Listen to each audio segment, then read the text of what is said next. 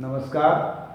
हम कर रहे हैं कक्षा 9 का दूसरा लेसन, क्या हमारे आसपास के पदार्थ शुद्ध है। इससे पहले हमने देखा था तत्व। आज हम इसके आगे का अध्ययन करते हैं और वो हमारा बिंदु है यौगिक। यौगिक है क्या? देखिए, यौगिक किसे कहेंगे? दो या दो से अधिक तत्वों के, किसके? तत्वों के निश्चित अनुपात में रासायनिक संयोग से बना पदार्थ। रासायनिक संयोग से बना पदार्थ क्या कहलाता है?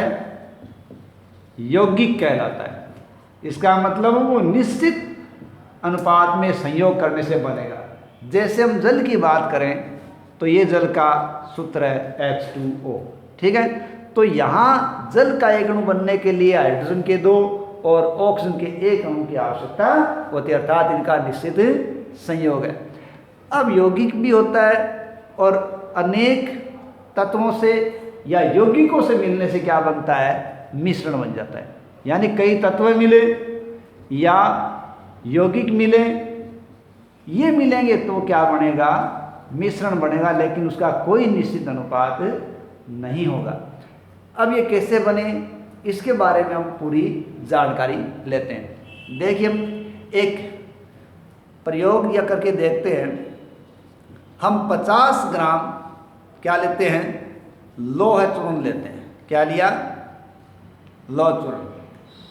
और साथ ही साथ लिया हमने 3 ग्राम सल्फर। 50 ग्राम हमने लोह चूर्ण लिया, 3 ग्राम लिया हमने सल्फर। अब हमने इनको क्या कर लिया? पीस लिया, ठीक है। मिलाकर पीस के हम उनको क्या करते हैं? चुंबक से उसका परीक्षण करते हैं। क्या मिलाकर हमने पीसा है, पीस कर हमने उस चूर्ण का चुंबक के द्वारा परीक्षण किया, क्या वो परीक्षण में कामयाब हो रहा है या चुंबक की तरफ आकर्षित हो रहा है? तो देखिए, उसमें आकर्षण होगा, ठीक है। अब इसका हम रंग व बनावट देखते हैं। तो इसमें रंग और बनावट भी बिल्कुल हमें इसकी अलग अलग दिखाई देती है। अब जो मिला हुआ हमारे द्वारा पीस के बनाया हुआ चूर्ण है, जो दोनों को मिला के बनाया है, उसके हम 2 भाग कर लेते हैं। कितने भाग कर लिया? 2 भाग। ये भाग 1 और ये भाग 2 कर लिया। पहले वाले भाग के अंदर ये जो चूर्ण लिया है, चूर्ण के हमने भाग कितने किए? 2 पीछे चूर्ण के। पहले भाग के अंदर हमने क्या किया? इसमें कार्बन डाइसल्फाइड मिलाते हैं। क्या मिलाते हैं? कार्बन डाइसल्फाइड मिलाते हैं और मिलाने के बाद उसको क्या करते हैं? छान लेते हैं, ठीक है। और यहाँ क्या करेंगे? जो चूर्ण बना है उस चूर्ण के अंदर हम सल्फ्यूरिक अम्ल, ठीक है, तनु सल्फ्यूरिक अम्ल या तनु हाइड्रोक्लोरिक अम्ल मिला देते हैं। अब देखते हैं कि यहाँ हम देखते हैं कि ये जो प्रोसेस हो रहा है, उस प्रोसेस के अंदर एक गैस बनती है और वो गैस कौन सी है? हाइड्रोजन गैस बनती है, ठीक है। यानी पहला जो ये भाग बना है, लोह चूर्ण सल्फर का पीसा, फिर चुंबक के द्वारा परीक्षण किया, उसके रंग बनावट अलग अलग आई। उस चूर्ण के हमने 2 भाग कर लिए। पहले भाग में कार्बन डाइसल्फाइड मिलाकर उसको छान लिया है। दूसरे भाग के चूर्ण के अंदर हमने तनु सल्फ्यूरिक अम्ल या तनु हाइड्रोक्लोरिक अम्ल बना लिया। ये मिलाने से क्या हुआ? एक गैस बनती है और वो गैस कौन सी है? हाइड्रोजन गैस बनती है। ये गैस है वो ज्वलनशील होती है। क्या होती है? ज्वलनशील है, रंगहीन है और गंधहीन है। हमें इसकी गंध के बारे में कोई एहसास नहीं होता। ये क्या है? तो ये जो पूरा हमारे पास मिला है, ये मिश्रण है, ठीक है। इस प्रोसेस में क्या हुआ? मिश्रण बना। ये मिश्रण किसका है? ये मिश्रण फेरस और सल्फर यानी लोहा और सल्फर का मिश्रण बना है, ठीक है। इस मिश्रण में क्या है? इस मिश्रण के गुण है वो मिले हुए तत्वों के समान है। यानी इसमें मिले तत्व कौन से हैं? फेरस और सल्फर। तो मिश्रण के गुण क्या होते हैं? मिले हुए तत्वों के समान होते हैं। अब देखिए ऐसा ही हम एक तरफ दूसरा एग्जाम्पल लें कि यही चीज़ हम दोबारा लें या दूसरे समूह में लें। लोह चूर्ण है, उसी के साथ 3 ग्राम क्या है? सल्फर है। ठीक है, 50 ग्राम लोह चूर्ण, 3 ग्राम क्या ले लिया? सल्फर। पहले की भांति इस बार भी हमने क्या कर लिया? पीस लिया। ठीक है, ये प्रोसेस एक समूह के द्वारा किया जा गया, ये हम दूसरे समूह के द्वारा प्रोसेस कर रहे हैं। मान लेते हैं कि हम बच्चों को 2 भागों में बांट कर ये काम करवा लें। तो पहला हमने एक समूह से करवाया, दूसरा दूसरे समूह से करवा लिया, मिला लिया, दोनों को पीस लिया। अब पीसने के बाद इनको एकदम गर्म किया, रक्त तप्त लाल होने तक हम इनको गर्म करते हैं। जब रक्त तक लाल हो जाते हैं, गर्म हो जाते हैं, तब फिर हम उनको क्या करते हैं? ठंडा होने के लिए रख देते हैं। अब जब ये ठंडा हो जाता है तब इस चीज़ के या इस मिक्सर के हम 2 भाग कर लेते हैं, भाग 1 और भाग 2। हमने पहले वाले मिश्रण में भी क्या किया था? पीसा था, चुंबकीय परीक्षण किया, रंग बनावट देखी, फिर 2 भाग किए थे। यहाँ अलग क्या काम कर रहे हैं? पीस कर जो मिलाया उसको गर्म कर रहे हैं, एकदम गर्म ज़्यादा कर रहे हैं, फिर उसको ठंडा कर रहे हैं, उसके बाद इसके 2 भाग कर रहे हैं। अब पहले वाले भाग में हमने क्या मिला दिया? कार्बन डाई सल्फाइड, जो यहाँ भी मिलाया था, और यहाँ मिला दिया हमने सल्फ्यूरिक अम्ल या हाइड्रोक्लोरिक अम्ल, वो भी कौन सा? तनु, जो यहाँ भी मिलाया था। इन दोनों में अंतर इतना ही है कि यहाँ इसको गर्म करके ठंडा किया गया बस, और इसको सीधा 2 भागों में बांटा गया। अब यहाँ क्या होगा? यहाँ कार्बन डाइसल्फाइड मिलाया गया और यहाँ इसमें तनु सल्फ्यूरिक अम्ल या हाइड्रोक्लोरिक अम्ल मिलाया गया। अब यहाँ क्या होता है? इस प्रोसेस के अंदर हाइड्रोजन सल्फाइड गैस का निर्माण होता है और ये रंगहीन होती है। क्या होता है? रंगहीन होती है, लेकिन इसमें अंडे जैसी गंध आती है। इसका मतलब ये गंधहीन नहीं है। ठीक है, अब इसमें क्या हुआ? देखिए, ये जो मिश्रण बना था इसमें परिवर्तन हुआ भौतिक, और भौतिक परिवर्तन में साफ नजर आ रहा था। रंग बनावट अलग थी, चुंबक के द्वारा लोकण बाहर आ रहे थे, आकर्षण हो रहा था, इनको अलग अलग करना आसान था। लेकिन यहाँ हाइड्रोजन सल्फाइड गैस का निर्माण होता है जो रंगीन है, उसमें अंडे जैसी गंध आती है। क्यों? कि गर्म करने पर ये यौगिक बन गया।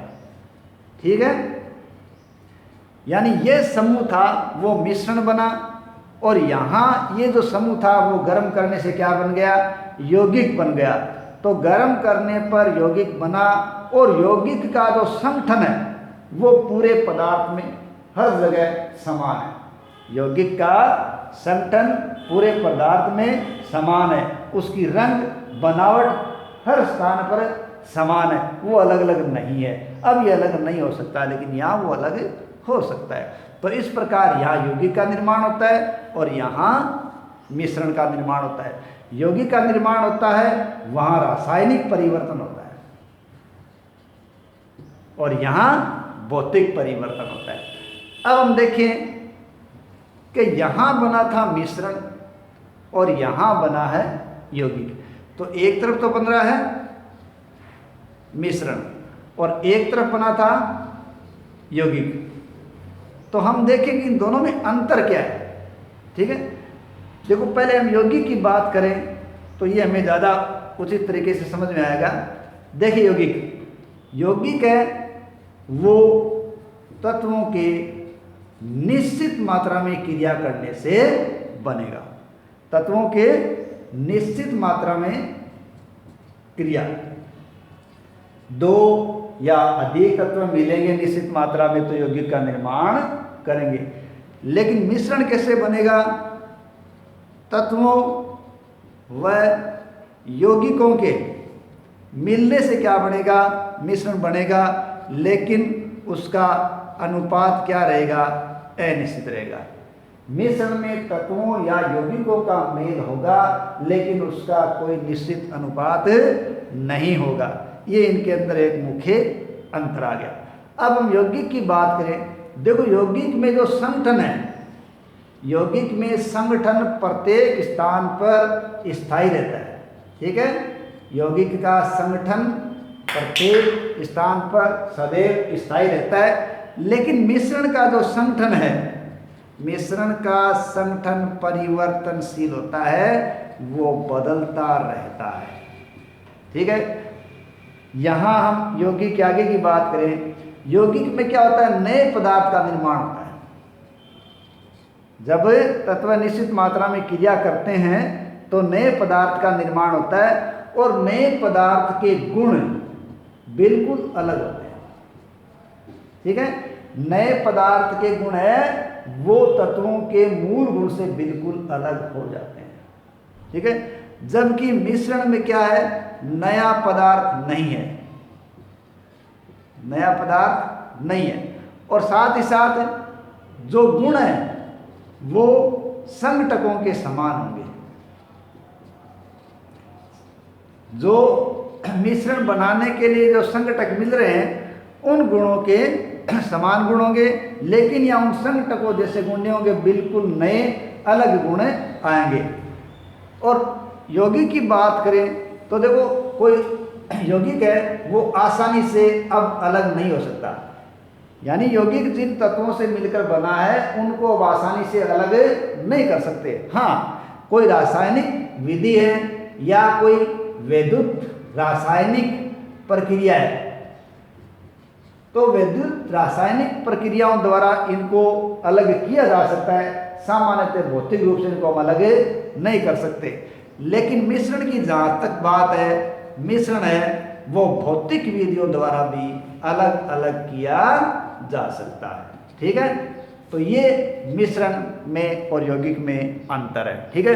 तो यौगिक क्या हो गया, यौगिक दो या दो से अधिक तत्वों के निश्चित अनुपात में रासायनिक संयोग से बना है। अब थोड़ी सी बात कर लेते हैं। देखिए, हम बात कर रहे थे पदार्थ की या विलयनों की, हम पदार्थ को लें, ठीक है। तो पदार्थ है वो दो भागों में बांटा गया, एक तो बांटा गया शुद्ध पदार्थ और एक बांटा गया अशुद्ध पदार्थ। तो शुद्ध पदार्थों की बात करें तो वो है तत्व और यौगिक। कौन कौन से हैं, तत्व और यौगिक। और अशुद्ध पदार्थों की बात करें तो उसमें आ सकते हैं समांगी और विषमांगी पदार्थ। ये इनके पदार्थ के दो रूप है, शुद्ध अशुद्ध। शुद्ध के अंदर तत्व और यौगिक है और अशुद्ध के अंदर समांगी और विषमांगी पदार्थ है। धन्यवाद।